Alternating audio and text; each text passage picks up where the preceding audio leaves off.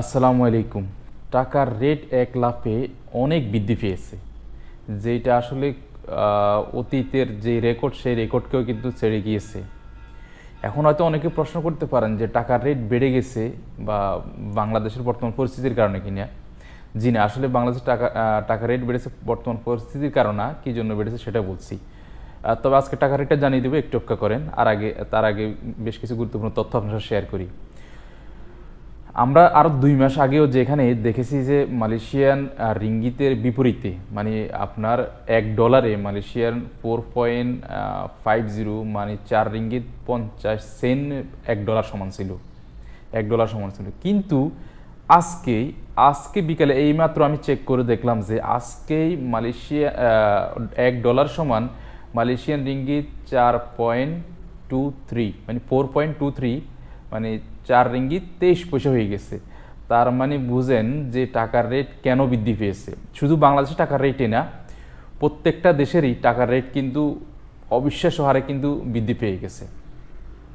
তো আরও একটা গুরুত্বপূর্ণ তথ্য হচ্ছে, যারা অনেকেই এখনও জানেন না, কারণ যেহেতু এখন ব্যাংকে বা বৈধ পথে যেসব রেমিটেন্স, সেসব রেমিটেন্সে যেহেতু টাকার রেট অনেক বেশি, অনেকে কিন্তু এখনও জানেন না যে বৈধ পথে কীভাবে টাকা পাঠাতে হবে। কারণ আমরা যেহেতু পাবলিকলি অনেকের সাথে এঙ্গেজ হওয়ার সুযোগ থাকে, তো সেই জন্য আসলে এই জিনিসগুলো বুঝতে পারি। যারা এখনও নতুন মালয়েশিয়াতে কলিং আসছেন, অনেকে কিন্তু দীর্ঘদিন যাবত যখন ব্যাংকে বা মানি ট্রান্সফার মাধ্যমে টাকা পাঠান না, তখন কিন্তু অনেকেই তথ্যগুলো কিন্তু জানে না যে কীভাবে টাকা পাঠাবো।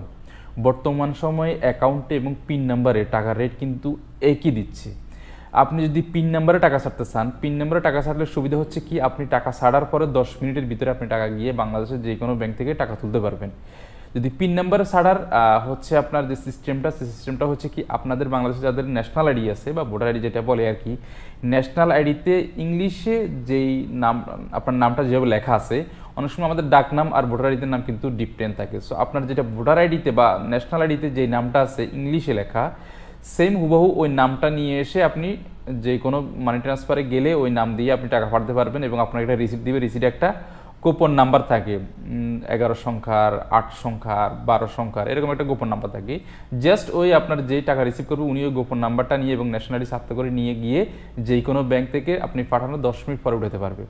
আর অ্যাকাউন্টে টাকা পাঠানোর ক্ষেত্রে সেটা হচ্ছে আপনার ব্যাংকের নাম, যেই ব্রাঞ্চ বা যেই শাখাতে আপনি অ্যাকাউন্ট খুলছেন সেই শাখার নাম, এবং যার নামে অ্যাকাউন্ট আর অ্যাকাউন্ট নাম্বার, এই জিনিসগুলো নিয়ে আপনি অ্যাকাউন্টে টাকা পাঠাতেন। তবে অ্যাকাউন্টে টাকা পাঠালে একটু হাতে সময় নিয়ে পাঠাতে হয়। নর্মালি হচ্ছে আপনার 1 থেকে 2 দিন, অনেক সময় লাগে, অনেক সময় ইনস্ট্যান্ট খুব কমই জমা হয়, বাট 1 থেকে 2 দিনের পরে অনেক সময় জমা হয় আর কি। যাই হোক, আজকে যে টাকা রেট সর্বোচ্চ পর্যায়ে পৌঁছে গেছে, যেটা হচ্ছে আপনার আজকের টাকা রেট হচ্ছে নর্মালি 28 টাকা, মানে 1 রিঙ্গিত সমান বাংলাদেশের 28 টাকা। কিন্তু এর সাথে আবার আপনার প্রণোদনা রয়েছে 2.5%। সো এখানে যদি প্রণোদনাটা আপনি হিসাব করেন তাহলে 28 টাকা 70 পয়সা। কিন্তু কিছু কিছু জায়গায় কিন্তু আরও বৃদ্ধি পেয়েছে, প্রণোদনা সহকারে প্রায় 2900, অনেক শুনেছি অনেক জায়গায় হয়ে গেছে। আশা করি হয়ে যেতে পারে এটা, কিছু কিছু জায়গায় কম, কিছু কিছু জায়গায় বেশি। সো সুতরাং আপনারা আসলে বিষয়টা বুঝতে পেরেছেন। আর টাকার রেট জানতে, প্রতিদিনের যে টাকার রেট আপডেট পেতে আমাদের ইউটিউব চ্যানেলটি সাবস্ক্রাইব করুন এবং ফেসবুক পেজটি ফলো করুন।